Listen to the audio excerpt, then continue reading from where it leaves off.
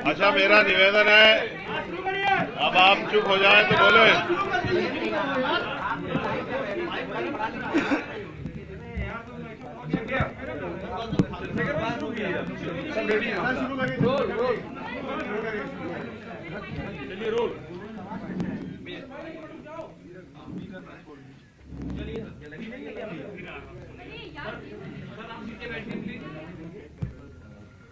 बहुत बहुत धन्यवाद आप सब लोगों का। चुनावी समर में आप समय निकाल के आए। मीडिया के सभी साथियों का, बहनों का धन्यवाद।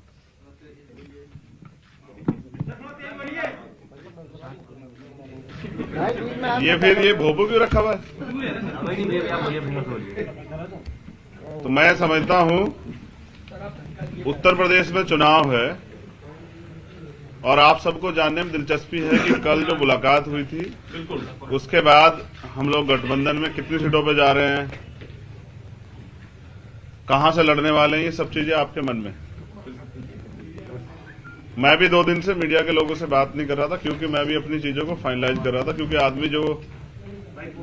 जितना आदमी बड़ी बड़ी बातें करता है या कुछ भी कहता है, उन बातों पे उसका टिका रहना बहुत जरूरी होता है। तो मैं उतना ही बोलता हूं जितना मेरे अंदर हिम्मत होती है, उससे फालतू नहीं बोलता हूं।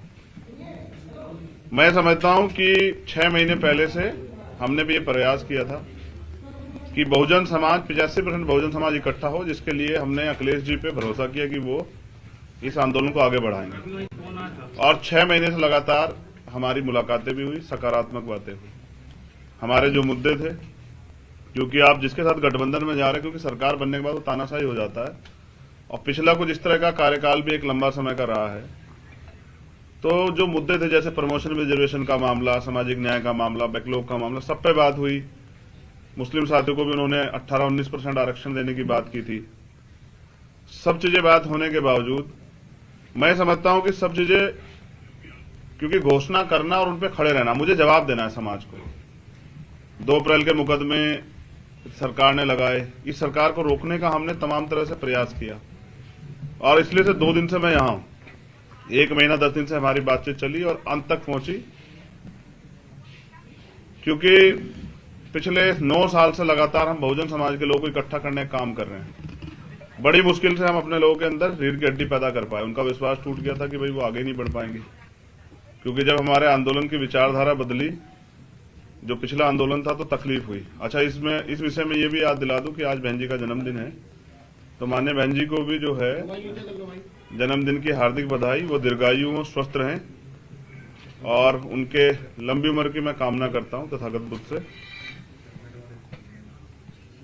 भरपूर प्रयास किए गए, क्योंकि हमारे लोगों का एक भरोसा है। पिछली बार जो अखिलेश जी की सरकार में हुआ, उनको ये डर है कि अगर हमारा लीडर वहां नहीं होगा तो कल जो सरकार बन जाएगी हमारे लोगों के वोट से, तो मुझे नहीं लगता कि उनपे सारे मुद्दों पे बात हो पाए, क्योंकि जो उनकी पार्टी से शेड्यूल कास्ट के लीडर जीत के जाएंगे या नहीं भी जाएंगे, वो बेचारे अपने राष्ट्रीय अध्यक्ष के प्रति खिलाफ नहीं हो सकते हैं।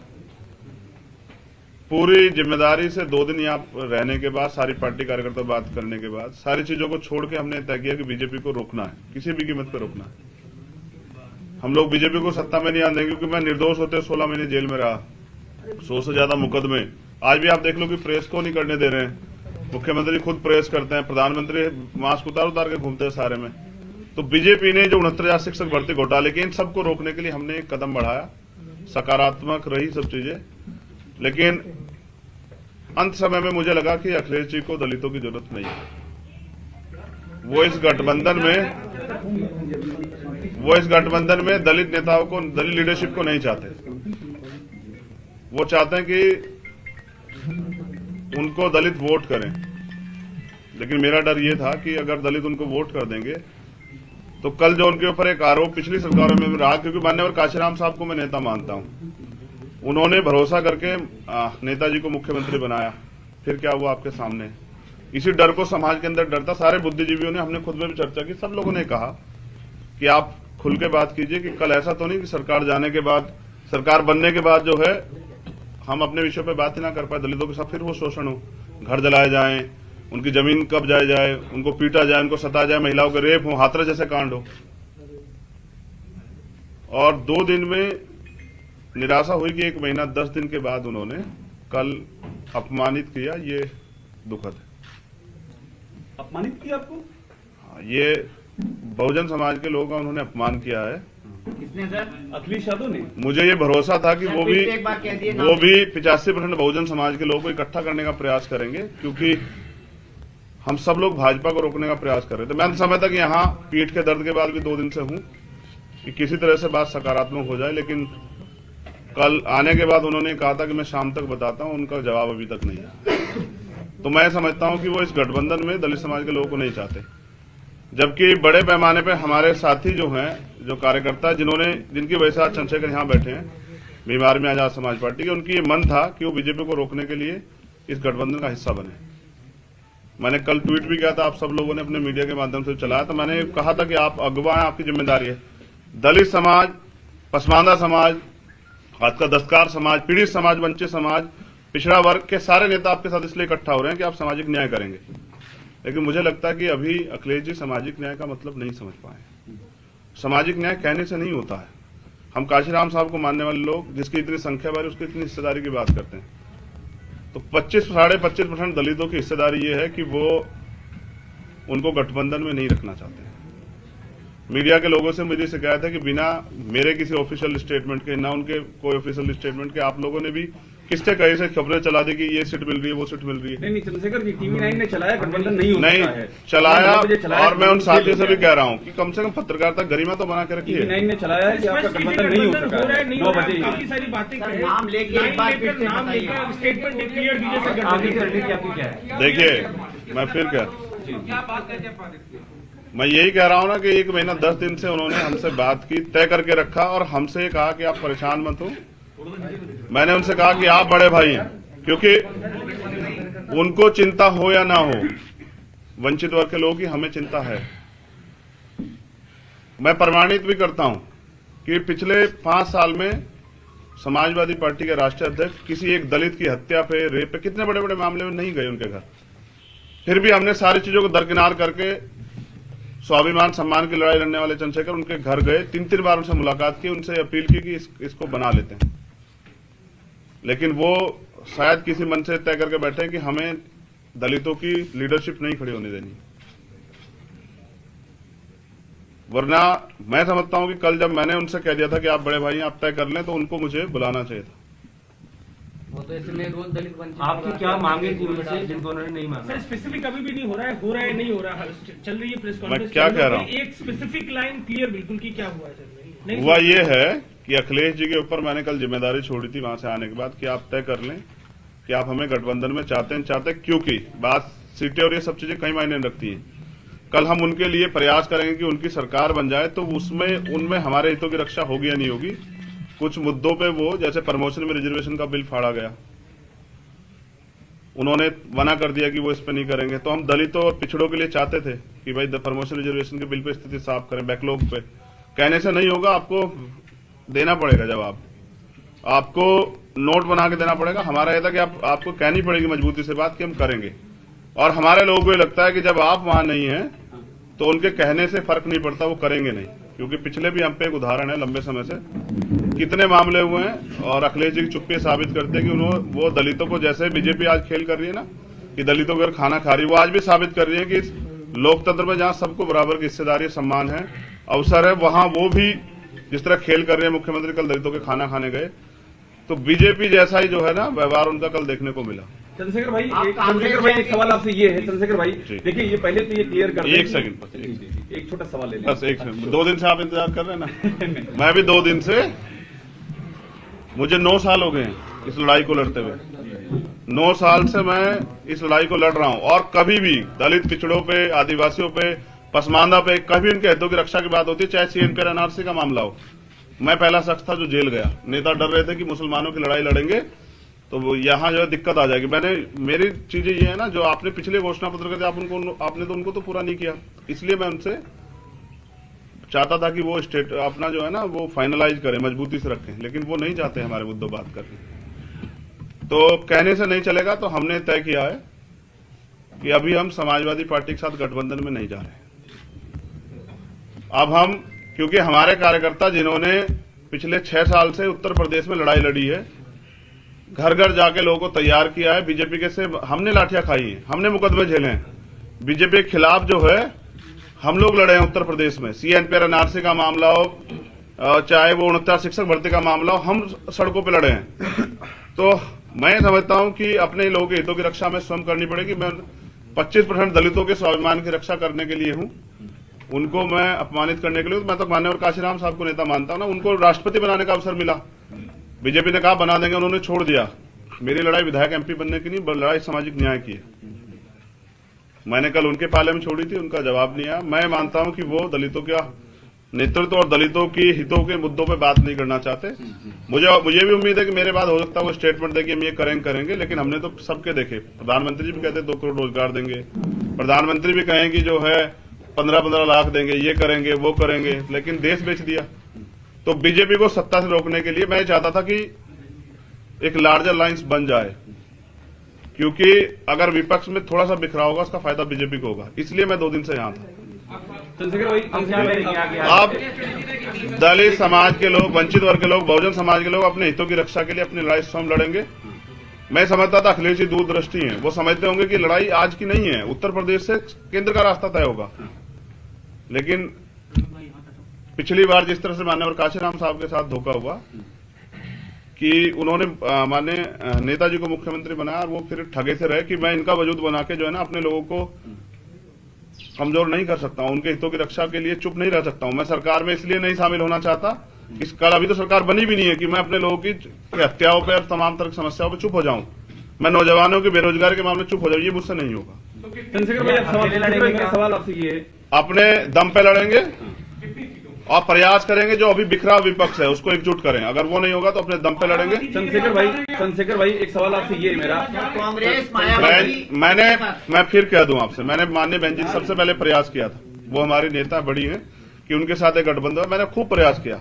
मैं स्वाभिमान सम्मान की लड़ाई लड़ता हूं, उसके लिए मैं तमाम मुकदमे, जेल, सब चीजें देखी, तिहाड़ भी 2 बार गया, लेकिन मैंने हमेशा प्रयास किया कि एकजुटता बनी रहे।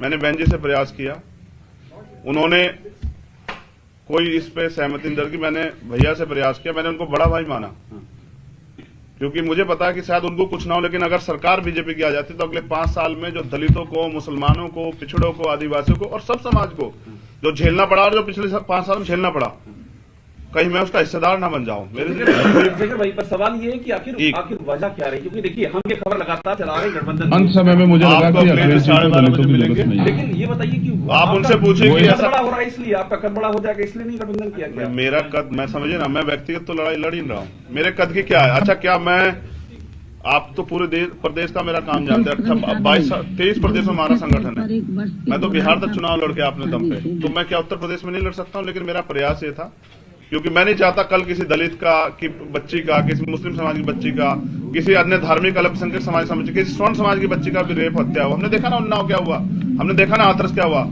इस बीजेपी को रोकने के लिए मैंने अपना स्वाभिमान दांव पे लगा दिया, जबकि मेरे वर्कर नहीं चाहते थे, वो चाहते थे कि हम अपने हितों की लड़ाई स्वयं लड़े।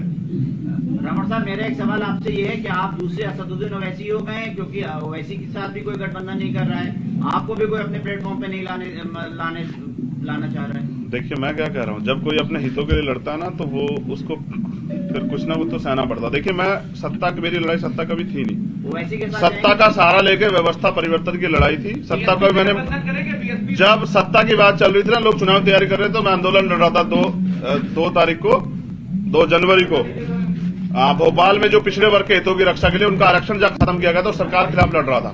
अभी आपने सर एक महत्वपूर्ण बात कही कि आप विपक्ष को एकजुट करेंगे, तो वो कौन लोग होंगे जिनको आप एकजुट करेंगे? मेरा प्रयास रहेगा, मैं सभी लोगों से, लेके बताइए सर, मैं क्या कह रहा हूँ। अब आप, अगर आप ये भी सोचते हैं ना कि मुझसे तो नाम लेने की उम्मीद करते हैं, आप जाके उनसे पूछेगा कि आपने ऐसा क्यों किया। जब आप पूछेंगे तो मैं पर्सनली आपको नाम लेके बताऊंगा। मेरा काम है कि जो बटा हुआ विपक्ष है वो एकजुट हो, और मैं इसके लिए 2 दिन और प्रयास करूंगा पूरी जिम्मेदारी से। नहीं होगा तो भीम आर्मी के लोग आजाद समाज पार्टी को अपने दम पे चुनाव लड़ेंगे। और गलत ये है ना कि मैं आपको अगर बुला के 10 बजे कि पीसी 10 बजे है और आपको 12 बजे तक इंतजार कराऊं तो आपका काम बाधित होगा। मुझे ऐसा लगता है मेरे साथ यही हुआ कि पिछले 2 महीने से हमसे कहा गया कि आप जो है ना हमारे साथ मिलकर वो करेंगे। हमारा प्रयास था, हमारा समाज चाहता था कि बीजेपी से किस तरह से छुटकारा मिले, और हम लड़े 5 साल। किसी का मामला हो, उन्नाव का हो, हाथरस का हो, जौनपुर का हो, 4-4 दलितों की हत्या की जाती। कभी कोई व्यक्ति नहीं जाता है प्रयागराज में 4-4 दलितों के सामने 2 उसकी माँ और बच्ची के साथ हत्या होती है। बात हिस्सेदारी की है, जिसकी इतनी संख्या बारी उसकी इतनी हिस्सेदारी। आपको 3 सीटें, शेखर भाई आपको 3 सीटें दे रहे थे, हमारी जानकारी है, और उसमें 2 सीटें कह रहे थे कि आप उनके सिंबल में लड़िए। मैं क्या कह रहा हूँ, ये आप उनसे पूछेगा कि दे रहे थे या नहीं दे रहे थे, कितनी सीटें दे रहे थे। TV9 का आखिरी सवाल ये है कि आप उसको अप्रोच करेंगे प्रियंका जी को, बहन जी को, या फिर अगर बात नहीं बनती तो अकेले कितनी सीटों पर? मैंने कहा कि मैंने हमेशा प्रयास किया, लेकिन लड़ाई जो है ना यहाँ इस प्रदेश में महिला सुरक्षा की है। ये लड़ाई इस प्रदेश में हक अधिकार की है, लड़ाई इस देश में बुनियादी है, मुद्दों की राजनीति है। मैं धर्म और उसकी राजनीति में नहीं जाता हूं कभी। लड़ाई मुद्दों की राजनीति की, और मुद्दों पे बात नहीं होगी तो आकांक्षाएं बहुत बड़ी हो गई है। ऐसी चर्चा पॉलिटिकल करते हुए तमाम जिस तरह से आपने स्टैंड रखा है, सपा के लीडरों का भी स्टैंड है, क्या कब में राजनीतिक पहुंच जो बातें की जा रही है कोई लॉजिक दिख रहा है? मुझे बस इतना बताइए कि विधायक बनने के लिए किस उम्र की जरूरत होती है, उसकी सीमा क्या है बताइए। आप बताइए ना, पत्रकार है ना, बताइए ना क्या सीमा होती है कि विधायक का चुनाव लड़ने के लिए, बताइए ना। मैं एक बड़े समाज को बिलोंग करता हूं और हम में क्षमता है। अगर आप ये कहना चाहते हैं कि दलित समाज के लोग अपना प्रतिनिधित्व मांग रहे हैं तो गलत कर रहे हैं, तो ये आपकी गलतफहमी है। इंडिविजुअल राजनीतिक मैं फिर क्या कर रहा हूं, इंडिविजुअल राजनीतिक महत्वाकांक्षा। मैं तो जिसको नेता मानता हूं उन्होंने राष्ट्रपति का पद छोड़ दिया, मैंने उनको बड़ा भाई कहा और मैं इस रिश्ते को निभाऊंगा। लेकिन लड़ाई प्रतिनिधित्व की है, हिस्सेदारी की है। बहुजन समाज के लोग किसी से भीख नहीं मांग रहे हैं सर, हिस्सेदारी मांग रहे हैं। फोन आता है तब आप क्या करेंगे? अभी आपने कहा अखिलेश जी ने फोन नहीं किया, अगर आपके ऐलान के बाद अखिलेश जी का फोन आता है? मैंने क्या कहा, फोन नहीं किया ना, जिनको जिम्मेदारी लगाई थी उनके साथ बात नहीं की है। दरवाजे बंद हो चुके हैं। मैं क्या कह रहा हूँ, आपकी तरफ से समाजवादी राजनीति में कभी दरवाजे बंद नहीं होते हैं। जो लोग एक दूसरे के खिलाफ मुकदमा कराते हैं वो भी साथ लड़ जाते हैं। मेरा प्रयास ये है कि एक मजबूत विपक्ष बनता जो बीजेपी को रोकता, जिसमें सबकी भागीदारी होती है। आप बता दो उनके पास अभी कोई दलित समाज के कोई पार्टी और लीडरशिप है क्या? मेरे आज के बाद शायद वो किसी को इकट्ठा करने लग जाए। दलित समाज की बात करते हैं, क्या वो इस वजह से अकेले हैं, एक होने 11 होते हैं, वैसी के साथ जाएंगे। जो कुछ होगा, आज 2 दिन का समय आपसे लिया, उसके बाद अपनी बात आपसे रखेंगे। लेकिन कभी भी दलित समाज के सम्मान से खिलवाड़ नहीं होने दूंगा, ना उनके सम्मान से जो है ना खिलवाड़ करने दूंगा किसी को। मैंने विश्वास किया कि हम इस बीजेपी को रोकने के लिए सक्षम हैं और हम जो बिखरा विपक्ष उसको इकट्ठा करेंगे, एक मजबूत लड़ाई लड़ेंगे उत्तर प्रदेश में। धन्यवाद। प्लीज हमारे साथ में आजाद समाज पार्टी के चंद्रशेखर, हमारे साथ में आजाद समाज पार्टी के चंद्रशेखर, हम क्या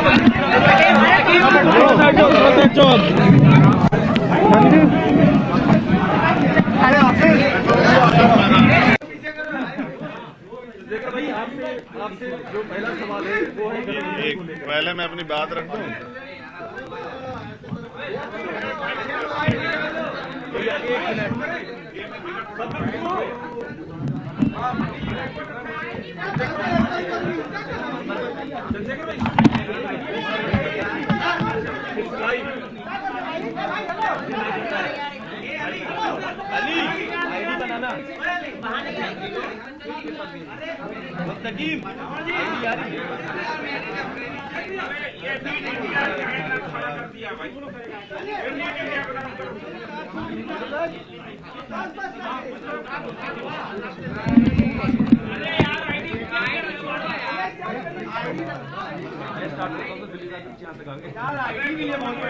अच्छा, मेरा निवेदन है, अब आप चुप हो जाए तो बोले।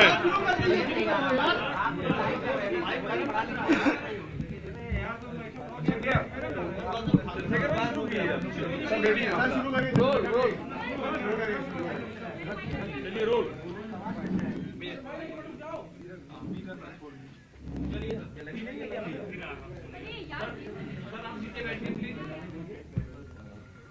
बहुत बहुत धन्यवाद आप सब लोगों का। चुनावी समर में आप समय निकाल के आए। मीडिया के सभी साथियों का, बहनों का धन्यवाद।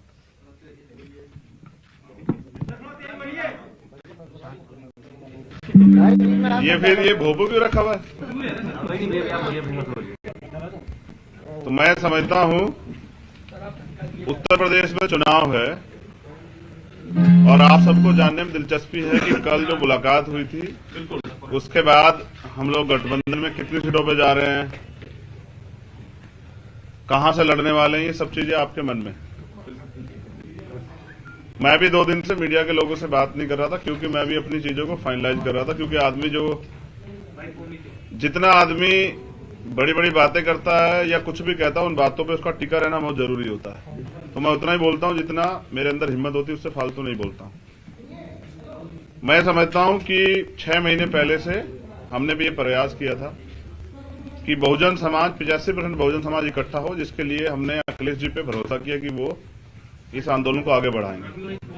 और 6 महीने से लगातार हमारी मुलाकातें भी हुई, सकारात्मक बातें हुई। हमारे जो मुद्दे थे, क्योंकि आप जिसके साथ गठबंधन में जा रहे हैं, क्योंकि सरकार बनने के बाद वो तानाशाही हो जाता है और पिछला कुछ इस तरह का कार्यकाल भी एक लंबा समय का रहा है। तो जो मुद्दे थे जैसे प्रमोशन रिजर्वेशन का मामला, सामाजिक न्याय का मामला, बैकलॉग का मामला, सब पे बात हुई। मुस्लिम साथियों को भी उन्होंने 18-19% आरक्षण देने की बात की थी। सब चीजें बात होने के बावजूद मैं समझता हूं कि सब चीजें, क्योंकि घोषणा करना और उनपे खड़े रहना, मुझे जवाब देना है समाज को। 2 अप्रैल के मुकदमे सरकार ने लगाए, इस सरकार को रोकने का हमने तमाम तरह से प्रयास किया और इसलिए से 2 दिन से मैं यहां हूं। 1 महीना 10 दिन से हमारी बातचीत चली और अंत तक पहुंची, क्योंकि पिछले 9 साल से लगातार हम बहुजन समाज के लोगों को इकट्ठा करने का काम कर रहे हैं। बड़ी मुश्किल से हम अपने लोगों के अंदर रीढ़ की हड्डी पैदा कर पाए। उनका विश्वास टूट गया था कि भाई वो आगे नहीं बढ़ पाएंगे, क्योंकि जब हमारे आंदोलन की विचारधारा बदली, जो पिछला आंदोलन था, तो तकलीफ हुई। अच्छा, इस विषय में ये भी याद दिला दूं कि आज बहन जी का जन्मदिन है, तो माननीय बहन जी को भी जो है जन्मदिन की हार्दिक बधाई। वो दीर्घायु हो, स्वस्थ रहें और उनके लंबी उम्र की मैं कामना करता हूं तथागत बुद्ध से। भरपूर प्रयास किए गए, क्योंकि हमारे लोगों का एक भरोसा है। पिछली बार जो डर है कि अगर हमारा लीडर वहां नहीं होगा तो कल सरकार बन जाएगी हमारे लोगों के वोट से, तो मुझे नहीं लगता कि उनपे सारे मुद्दों पे बात हो पाए, क्योंकि जो उनकी पार्टी से शेड्यूल कास्ट के लीडर जीत के जाएंगे या नहीं भी जाएंगे, वो बेचारे अपने राष्ट्रीय अध्यक्ष के प्रति खिलाफ नहीं हो सकते। पूरी जिम्मेदारी से 2 दिन यहाँ रहने के बाद, सारी पार्टी कार्यकर्ता बात करने के बाद, सारी चीजों को छोड़ के हमने तय किया कि बीजेपी को रोकना है, किसी भी कीमत पर रोकना है। हम लोग बीजेपी को सत्ता में नहीं आने देंगे, क्योंकि मैं निर्दोष होते 16 महीने जेल में रहा, 100 से ज्यादा मुकदमे। आज भी आप देख लो कि प्रेस को नहीं करने दे रहे हैं। मुख्यमंत्री खुद प्रेस करते हैं, प्रधानमंत्री मास्क उतार के घूमते हैं सारे में। तो बीजेपी ने जो 69,000 शिक्षक भर्ती घोटाले के, इन सबको रोकने के लिए हमने एक कदम बढ़ाया। सकारात्मक रही सब चीजें, लेकिन अंत समय में मुझे लगा कि अखिलेश जी को दलितों की जरूरत नहीं है। वो इस गठबंधन में दलित नेताओं को, दलित लीडरशिप को नहीं चाहते। वो चाहते हैं कि उनको दलित वोट करें, लेकिन मेरा डर ये था कि अगर दलित उनको वोट कर देंगे तो कल जो उनके ऊपर एक आरोप पिछली सरकारों में रहा, क्योंकि मान्यवर काशीराम साहब को मैं नेता मानता हूं, उन्होंने भरोसा करके नेताजी को मुख्यमंत्री बनाया, फिर क्या हुआ आपके सामने। इसी डर को समाज के अंदर डर था। सारे बुद्धिजीवियों ने, हमने खुद में भी चर्चा की, सब लोगों ने कहा कि आप खुल के बात कीजिए कि कल ऐसा तो नहीं कि सरकार जाने के बाद, सरकार बनने के बाद जो है हम अपने विषयों पे बात ही ना कर पाए, दलितों के साथ फिर वो शोषण हो, घर जलाए जाएं, उनकी जमीन कब्जाए जाए, उनको पीटा जाए, उनको सताया जाए, महिलाओं के रेप हो, हाथरस जैसे कांड हो। और 2 दिन में निराशा हुई कि 1 महीना 10 दिन के बाद उन्होंने कल अपमानित किया। ये दुखद है। अपमानित किया आपको? ये बहुजन समाज के लोगों का उन्होंने अपमान किया है। किसने सर? अखिलेश यादव ने। मुझे ये भरोसा था कि सर, वो फिर से एक बार कह दिए ना। 85% बहुजन समाज के लोगों को इकट्ठा करने का प्रयास करेंगे, क्योंकि हम सब लोग भाजपा को रोकने का प्रयास कर रहे थे। मैं समझता कि यहाँ पीठ के दर्द के बाद भी 2 दिन से हूं कि किसी तरह से बात सकारात्मक हो जाए, लेकिन कल आने के बाद उन्होंने कहा था कि मैं शाम तक बताता हूं, उनका जवाब अभी तक नहीं है। तो मैं समझता हूं कि वो इस गठबंधन में दलित समाज के लोगों को नहीं चाहते, जबकि बड़े पैमाने पर हमारे साथी जो हैं, जो कार्यकर्ता जिनकी वजह से आज चंद्रशेखर यहाँ बैठे हैं, बीमार में आजाद समाज पार्टी के, उनकी ये मन था कि वो बीजेपी को रोकने के लिए इस गठबंधन का हिस्सा बने। मैंने कल ट्वीट भी किया था, आप सब लोगों ने अपने मीडिया के माध्यम से चलाया, तो मैंने कहा था कि आप अगवा हैं, आपकी जिम्मेदारी है। दलित समाज, पसमानदा समाज, आपका दस्तकार समाज, पीड़ित समाज, वंचित समाज, पिछड़ा वर्ग के सारे नेता आपके साथ इसलिए इकट्ठा हो रहे हैं कि आप सामाजिक न्याय करेंगे। लेकिन मुझे लगता है कि अभी अखिलेश जी सामाजिक न्याय का मतलब नहीं समझ पाए। सामाजिक न्याय कहने से नहीं होता है। हम काशीराम साहब को मानने वाले लोग, जिसकी इतनी संख्या बार उसकी इतनी हिस्सेदारी की बात करते हैं, तो 25-25% दलितों की हिस्सेदारी ये है कि वो उनको गठबंधन में नहीं रखना चाहते हैं। मीडिया के लोगों से मुझे शिकायत है कि बिना मेरे किसी ऑफिशियल स्टेटमेंट के, ना उनके कोई ऑफिशियल स्टेटमेंट के, आप लोगों ने भी किससे कहीं से खबरें चला दी कि ये सीट मिल रही है, वो सीट मिल रही है। नहीं चंद्रशेखर जी, TV9 ने चलाया, गठबंधन नहीं होता है। चलाया, और मैं उन साथियों से भी कह रहा हूं कि कम से कम पत्रकारिता गरिमा तो बना के रखिए। TV9 ने चलाया कि आपका गठबंधन नहीं हो सका है। 9 बजे काफी सारी बातें नाम लेके एक बार फिर से बताइए। स्टेटमेंट डिक्लेयर कीजिए सर। आगे की रणनीति आपकी क्या है? देखिए, मैं फिर क्या मैं यही कह रहा हूं ना कि 1 महीना 10 दिन से उन्होंने हमसे बात की, तय करके रखा, और हमसे कहा कि आप परेशान मत हो। मैंने उनसे कहा कि आप बड़े भाई हैं, क्योंकि उनको चिंता हो या ना हो, वंचित वर्ग के लोगों की हमें चिंता है। मैं प्रमाणित भी करता हूं कि पिछले 5 साल में समाजवादी पार्टी के राष्ट्रीय अध्यक्ष किसी एक दलित की हत्या पे, रेप पे, कितने बड़े बड़े मामले में नहीं गए उनके घर। फिर भी हमने सारी चीजों को दरकिनार करके स्वाभिमान सम्मान की लड़ाई लड़ने वाले चंद्रशेखर उनके घर गए, 3-3 बार उनसे मुलाकात की, उनसे अपील की कि इसको बना लेते हैं। लेकिन वो शायद किसी मन से तय करके बैठे कि हमें दलितों की लीडरशिप नहीं खड़ी होने देनी। वरना मैं समझता हूं कि कल जब मैंने उनसे कह दिया था कि आप बड़े भाई हैं, आप तय कर लें, तो उनको मुझे बुलाना चाहिए था। वो तो इसमें रोज दलित वंचित। आपकी क्या मांगे थी उनसे जिनको उन्होंने नहीं मांगा? सर स्पेसिफिक अभी भी नहीं हो रहा है नहीं हो रहा है, चल रही है प्रेस मैं कॉन्फ्रेंस। क्या कह रहा हूं? एक स्पेसिफिक लाइन क्लियर बिल्कुल की क्या हुआ है सर? हुआ ये है कि अखिलेश जी के ऊपर मैंने कल जिम्मेदारी छोड़ी थी वहां से आने के बाद कि आप तय कर लें कि आप हमें गठबंधन में चाहते हैं, क्योंकि बात सीटें और ये सब चीजें कई मायने रखती हैं। कल हम उनके लिए प्रयास करेंगे कि उनकी सरकार बन जाए, तो उनमें हमारे हितों की रक्षा होगी या नहीं होगी। कुछ मुद्दों पे वो, जैसे प्रमोशन में रिजर्वेशन का बिल फाड़ा गया, उन्होंने मना कर दिया कि वो इस पे नहीं करेंगे। तो हम दलितों और पिछड़ों के लिए चाहते थे कि भाई प्रमोशन रिजर्वेशन के बिल पे स्थिति साफ करें, बैकलॉग पे। कहने से नहीं होगा, आपको देना पड़ेगा जवाब, आपको नोट बना के देना पड़ेगा। हमारा यह था कि आपको कहनी पड़ेगी मजबूती से बात कि हम करेंगे। और हमारे लोगों को ये लगता है कि जब आप वहां नहीं हैं तो उनके कहने से फर्क नहीं पड़ता, वो करेंगे नहीं। क्योंकि पिछले भी हम पे एक उदाहरण है, लंबे समय से कितने मामले हुए हैं, और अखिलेश जी की चुप्पी साबित करते हैं कि वो दलितों को, जैसे बीजेपी आज खेल कर रही है ना कि दलितों को खाना खा रही है, वो आज भी साबित कर रही है कि इस लोकतंत्र में जहां सबको बराबर की हिस्सेदारी, सम्मान है, अवसर है, वहां वो भी जिस तरह खेल कर रही है। मुख्यमंत्री कल दलितों के खाना खाने गए, तो बीजेपी जैसा ही जो है ना व्यवहार उनका कल देखने को मिला। चंद्रशेखर भाई, एक सवाल आपसे ये है। चंद्रशेखर भाई देखिए, ये पहले तो ये क्लियर कर, एक सेकंड, एक छोटा सवाल ले लें। बस 1 सेकंड। 2 दिन से आप इंतजार कर रहे हैं ना। मैं भी 2 दिन से, मुझे 9 साल हो गए हैं इस लड़ाई को लड़ते हुए। 9 साल से मैं इस लड़ाई को लड़ रहा हूं, और कभी भी दलित, पिछड़ों पे, आदिवासियों पे, पसमानदा पे, कभी उनके हितों की रक्षा की बात होती है, चाहे सीएनपी एनआरसी का मामला हो। मैं पहला शख्स था जो जेल गया। नेता डर रहे थे कि मुसलमानों की लड़ाई लड़ेंगे तो यहाँ जो है दिक्कत आ जाएगी। मेरी चीजें ये है ना, जो आपने पिछले घोषणा पत्र के थे, आपने तो उनको तो पूरा नहीं किया। इसलिए मैं उनसे चाहता था कि वो अपना जो है ना वो फाइनलाइज करें, मजबूती से रखें, लेकिन वो नहीं चाहते हमारे मुद्दों बात करने। तो कहने से नहीं चलेगा, तो हमने तय किया है कि अभी हम समाजवादी पार्टी के साथ गठबंधन में नहीं जा रहे। अब हम, क्योंकि हमारे कार्यकर्ता जिन्होंने पिछले 6 साल से उत्तर प्रदेश में लड़ाई लड़ी है, घर घर जाके लोगों को तैयार किया है, बीजेपी के से हमने लाठियां खाई, हमने मुकदमे झेले हैं, बीजेपी के खिलाफ जो है हम लोग लड़े हैं उत्तर प्रदेश में। सीएनपी एनआरसी का मामला हो, चाहे वो 69 शिक्षक भर्ती का मामला हो, हम सड़कों पे लड़े हैं। तो मैं समझता हूं कि अपने लोगों के हितों की रक्षा में स्वयं करनी पड़ेगी। मैं 25% दलितों के स्वाभिमान की रक्षा करने के लिए हूं, उनको मैं अपमानित करने के लिए। मैं तो मान्यवर काशीराम साहब को नेता मानता हूं ना, उनको राष्ट्रपति बनाने का अवसर मिला।